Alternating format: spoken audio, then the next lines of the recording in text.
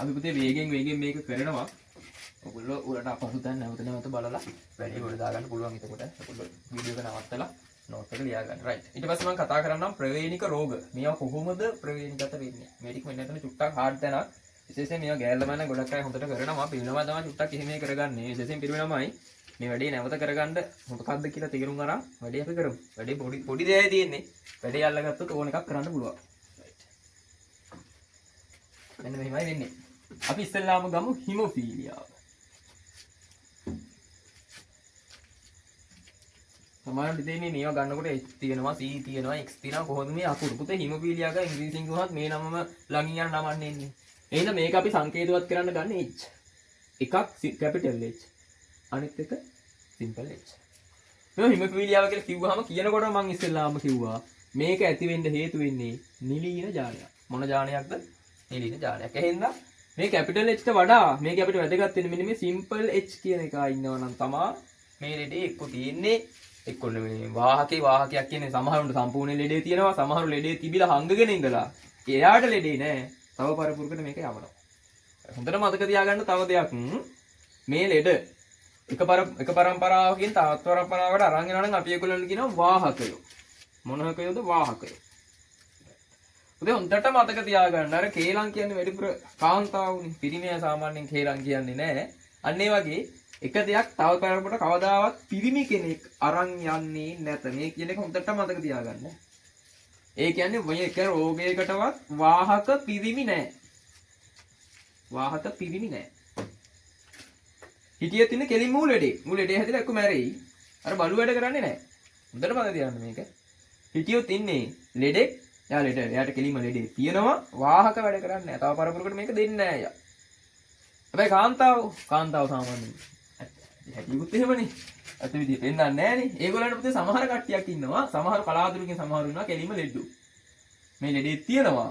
මේකේ භයානකකම තමයි තියෙනවා නම් අවුලක් නෑ. අපිට හොයාගන්න පුළුවන් මෙයා ලෙඩෙක් කියලා. හැබැයි බහුතරයාගේ ඇඟ ඇතුලේ මේ ලෙඩේ තියෙනවා. හැබැයි පුතේ පිටට පෙන්නන්නේ නෑ. ඒක යාගේ වැරද්දක් නෙමෙයි. ඒක යාගේ වර්ණ දේහවල අවුලක්. ඒක හොඳට මතක තියාගන්න මේ නිනිල ඥානෙහින්දා මේ රෝග තව කායින් හරි හැදිලා තියෙනවා නම් ඒකට පිරිමියෙක් වග කිය යුතු නෑ. ඒකට වග කියන්න ඕනි අනිවාර්යෙන් කාන්තාවක්. කාන්තාවක් හින්දා තමයි ওই රෝගේ වාට ඇවිල්ලා තියෙන්නේ. අන්න ඒක ඉස්සෙල්ලාම ඔළුවට ගන්න. right. මම කිව්වා මේකේ මේ ලෙඩේ හැදින්නේ කැපිටල් H ඉඳන් නෙමෙයි. මේ ලෙඩේ හැදින්නේ සිම්පල් H ඉඳන්. බලමු. මම ඉස්සෙල්ලාම කිව්වා මේ වර්ණ දේහ දෙකම X නම් අනිවාර්යෙන් කාන්තාවක්. ඒතර මේ ඉන්නේ මොකෙද්ද? මෙන්න කාන්තාවක්. මේ ඉන්නේ ගැහන් කෙනෙක්. එකක් X වෙලා තාම ලෙඩේ ගැන කතා කරේ නෑ. තාම මේ අපි ගැහණු පිරිමි බව ගැන මේ කතා කරන්නේ. අනිත් එක Y වුණොත් එයා පිරිමි කෙනෙක්. මං මේ ලෙඩේ හැදෙද්දී මේ ලෙඩේට හේතු වෙන්නේ කැපිටල් H නෙමෙයි සිම්පල් H. බලමු ඉස්සෙල්ලා මෙන්න මෙහෙම දාලා. ඒක H අකුරක් පුතේ මේ වර්ණ දෙක වල පැත්තෙන් පෙන්නනවා. මෙන්න මෙහෙම තිබ්බොත් මේකේ ආකාර කිහිපයක් තියෙන්න පුළුවන්. මෙන්න මෙහෙම තිබ්බොත්. එකක් කැපිටල් අනිත් එක සිම්පල්. මෙන්න මේ අවස්ථා හතරක් තියෙනවා. එකක් කැපිටල් එකක් සිම්පල්. මෙන්න මේක තමයි මාරක අවස්ථාව වෙන්නේ. මෙන්න මේක. මොකක්ද දන්නව හේතුව? මේ වර්ණ දේහ දෙකම සමානයිනේ. මේක වර්ණ දේහ මේ ලෙඩේට හේතු වෙන්නේ මෙන්න මේ මෙන්නේ සිම්පල් H.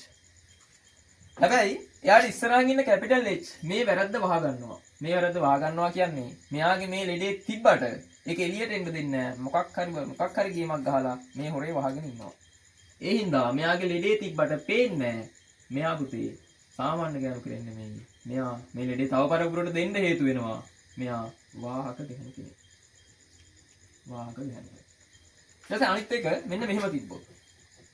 දෙකම සිම්පල්. කිසි කතාවක් නැහැ. මෙයා කෙලින් මෙයාට ලෙඩේ තියෙනවා. මෙයා රෝගී කෙනෙක්.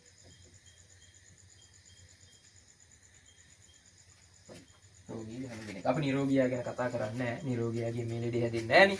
අපි කතා කරන්න ඕනි මේ ලෙඩේ අරන් යන්න හේතු වෙන සෙට් එකක් ඉන්නවා මේ. වෙන වාහක ගන්න. අනිත් සෙට් එක මේ කෙලින්ම ලෙඩේ.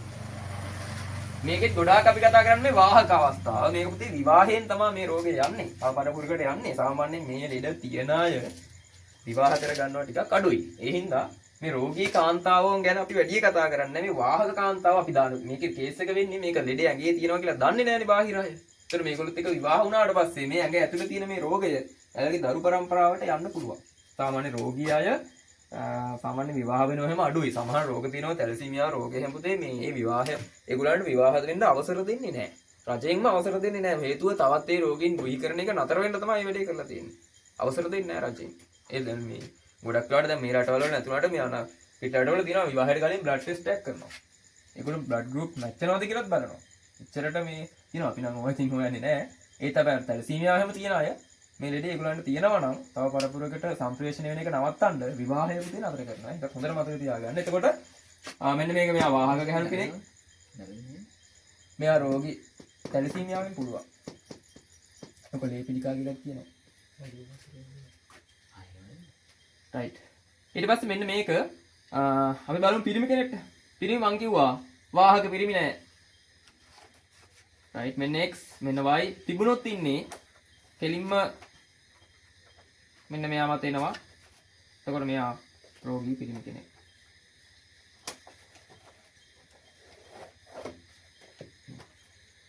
පොඩි කලක.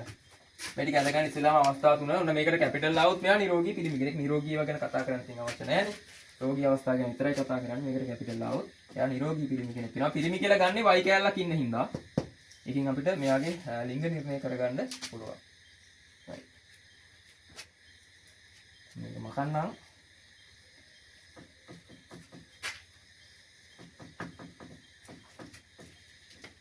ඊට පස්සේ බලමු කොහොමද මේ ලෙඩේ ඇති වෙන්නේ කියලා. ඉස්සෙල්ලාම අපි කතා කරමු වාහක මවක්. මෙන්න ලෙඩේ ඇඟ ඇතුලේ තිබිලා ඒ අම්මා දන්නෙත් නැතුව ඇති. වාහක මව මෙයා විවාහ වෙනවා නිරෝගී පියෙක් එක්ක. තාත්තයි කිසිම වැරැද්දක් නැහැ. නිරෝගී පියා. දැන් අපි අඳිමු. ඉස්සෙල්ලාම ගැහණු පිරිමි බව අඳිමු. මෙන්න දෙකම x නම් ඔන්න ගැහණු. දැන් ලෙඩේ දාමු. මෙතන ඉන්නවා කැපිටල් H. මේ ලෙඩේට වාහක නම් එකක් කැපිටල් අනිත් එක සිම්පල්. හංගගෙන ඉන්නේ. මෙන්න ලෙඩේට හේතු වෙන්නේ. නිරෝගී පියා කිසි අවුලක් නැහැ. තාත්තට ලෙඩේ නැහනේ. මං කව සිම්පල් H හින්දා තමයි මේ ලෙඩේ හැදෙන්නේ. එහෙනම් මේ සිම්පල් H මෙතන එන්නේ නැහැ. නිරෝගීනේ. මෙන්න x මෙන්න y මෙතෙන් ඉන්නේ කැපිටල් H. තාත්තට ලෙඩේ නැහැ. තාත්තා නිරෝගී. දැන් ජන්මාණු හදමු. මේ ජන්මාණු නිෂ්පාදනයේ තුතේ මේ මේවා කැල්ල වෙන් වෙනවා. ඕන් වෙනවා. මෙන්න හොඳ එකක් ඉන්නේ. කිසි අවුලක් නැහැ. මෙන්න එනවා. මෙන්න මේක තමයි මාරාන්තික එක වෙන්නේ. තාත්තා මොකුත් දන්නේ නැහැ. තාත්තට ලෙඩේ අහල පහල ඇත්තේවත් නැහැ. වයි වර්ණ දෙහි මොකුත්ම දන්නේ නැහැ. බලමු මොකද වෙන්නේ කියලා. මෙයා මෙයාත් එක්ක එයාම එහා පැත්තේ කෙනත් එක්ක ඊට අනිත් එක්කෙනා එයාත් වැඩ පටන් ගන්නවා. එයා මෙයාත් එක්ක මෙයා මෙයාත් එක්ක ඉතනම් අවුලක් නැහැ පේනවා. බලමු මොකක්ද දෙන්නේ කියලා. මේකත් x අනිත් එකත් x. ඒ කියන්නේ මේ ඉන්නේ දුවෙක්. දෙකම කැපිටල්. ලෙඩේ තියද නැද්ද? ලෙඩේ නැහැ. සිම්පල් එක මංකවා සිම්පල් එක හිටියොත් විතරයි මේ ලෙඩේ තියෙන්නේ. කිසිම කතාවක් නැහැ. මෙයා පින්වන්ත නිරෝගී දුවෙක්. මෙන්න නිරෝගී. ඊට පස්සේ බලමු මොකද වෙන්නේ කියලා. ඊට පස්සේ ඔන්න මෙන්න මෙයා x කැපිටල් H මෙන්න y අනේ y ඉන්නවා. මොන ආදරණීය පුතේ. යාටත් කැපිටල් H ඉන්නේ සිම්පල් H නෑ. මෙයාත් වාසනාවන්තයි. මෙයා නිරෝගී පුතෙක්. ඕන රවුම් කරගන්න පුළුවන්. රවුම් කරගන්න පුළුවන්. ඊගාක මෙන්න මාරක වර්ණ දේහ. දෙකම x කාන්තාවක්. පුතේ මේක හොඳට මතක තියාගන්න. මේ කැපිටල් අකුර තමයි මුලට දාන්නේ. මුලට කැපිටල් පස්සේ සිම්පල්. මොකද කියන්නේ මෙයා? දුවෙක් කියලා දන්නවා. හැබැයි මෙයා ලෙඩේ තියද වාහකද? මොකද කියන්නේ? මෙයා වෙන්නේ පුතේ මේ වර්ණ දේහ දෙකම සමානයි. මෙන්න මේක තමයි හේතු වෙන්නේ ලෙඩේට. හැබැයි මේ ලෙඩේ තියනවා කියලා බාහිරට පෙන්වන්න දෙන්නේ නැහැ ඉස්සරහ එක. ඌ මොකද කරගන්නේ? ඌ ලෙඩේ වහනවා. එහෙනම් එයා දන්නෙත් නෑ එයාගේ ඇඟ ඇතුලේ ලෙඩේ තියෙනවා. මෙයා ඇවිල්ලා මොන දුවෙක්ද? වාහක දුවෙක්. වාහක දුවෙක්. මේ දෙකම බැරි වෙලාවත් දෙකම සිම්පල් වුණා නම් එයා රෝගී වෙනවා. හැබැයි කරුමෙට බලන්න මෙතනින් මෙන්න වාහක දුවෙක් තව එක්කෙනෙක් ඉන්නවා. එතකොට මේ මෙතනින් පටන් ගත්ත එක ඉවර නෑ. මෙයා බඳින දවසට මෙයාගෙන් තව පුතෙක්ට මේ රෝගේ බලමු පුතෙක්ට යන විදිය. මෙන්න. ඔන්න. x මෙන්න සිම්පල් h y මුකුත්ම දන්නේ නැහැ. y මත සාමාන්‍යයෙන් පිහිටන්නේ නැහැ.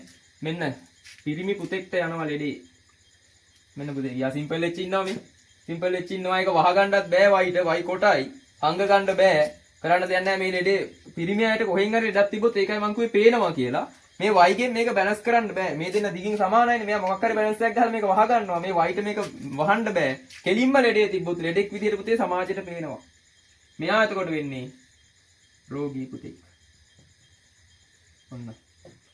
මේ බලන්න. කවුද මේකට හේතුනේ? තාත්තද? නෑ. තාත්තා සිම්පල් h අහල පහල කොහෙවත් නෑ. තාත්තා නිරෝගී. අම්මා මේ මෙතන පුතේ අම්මා කෙලින්ම ඇවිල්ලා වාහක වුණේ මේ සිම්පල් h එක ගියා දැක්කම මේ සිම්පල් h එක ගියා පුතාට. ඒතර මෙයා අනිවාර්යෙන් රෝගී වෙනවා. මේක මෙතනින් ඉවර නෑ. තව අම්මා දුවෙකුත් සමාජයට දීලා තියෙන්නේ. මේ දුව විවාහ වෙනොත් තාත්තා නිරෝගී වුණොත් තව පුතෙක් හැදෙන්න පුළුවන් රෝගී පුතෙක්. ඔන්න ওই විදිහට තමයි මේක සමාජගත වෙන්නේ. ඒතර මේක නතර කරන්න තමයි ඔය බ්ලඩ් ටෙස්ට් කරලා මේ ලෙඩ තියෙද කියලා හොයන්නේ. රයිට්. ඔන්න වැඩේ හරි. ඔන්න ලෙඩේ හැදෙන විදිහ හිමොෆීලියා. හිමොෆීලියාව ඉංග්‍රීසියෙන් කියන්නේ හිමොෆීලියා කියලා. මම ඒකයි එච් අකුර ගන්නෙ ඈ. ආයේ මේවට මේ වෙන අකුරු ගන්න එපා. ඒ අකුර ගන්නේ රෝගේ නමින් මේවා ගන්න. ඒකයි එච් ගන්නෙ.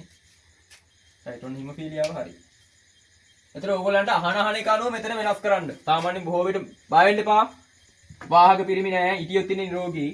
මෙන්න මෙතන වෙනස් වෙන්න පුළුවන්. මෙතන රෝගී මවක් කිව්වොත් ඔයා මෙතෙන්ට දෙකටම දාන්න ඕනි සිම්පල් h. Simple h. එතකොට ඔයා දාති මෙතන ඔක්කොම එනවා. මෙතන ඔක්කොම සිම්පල් අකුරු වෙන්නේ. ඒතර මෙතන මේ දුවත් වෙන මේ දුවත් මෙයා වාහක දුවෙක් වෙනවා. මේ ලෙඩේ මෙතන මෙන්න මේ ගන්න එක අනුව වෙනස් කරන්න ඕනි. මේ ඔයාලට දීලා තියෙන එක අනුව වෙනස් කරන්න ඕනි. වාහක කිව්වොත් හංගගෙන ඉන්නේ එකක් කැපිටල් එකක් සිම්පල්. රෝගී කිව්වොත් දෙකම සිම්පල්. එතකොට වේගය කොහොමත් යනවා. වහගන්න එකක් නැහැනේ. කොහොමත් ලෙඩේ යනවා ඉස්සරහට. මේ ඩිරෙක්ට්ම ලෙඩේ යනවා. මේ අර වාහක අවස්ථාවේ ඉන්නේ දුව හංගලා දුව වාහක දුවෙක් ඉන්නවා. දෙලින්ම මේ තව පරම්පරාවකට මේ ලෙඩේ යනවා. අවාසනාවන්ත තත්ත්වයක් ඉතින් කරන්න දෙයක් නැහැ. සංසාරේ කරපු දේවල් එක තමයි මේ රෝගී සම්ප්‍රේෂණය වෙන්නේ. ඉතින් මෙතන මෙන්න මේ පුතා තමයි මෙතන මේකේ කර්මකාරය වෙන්නේ. මේ පුතාගේ තමයි රෝගය ඇති වෙන්නේ. right.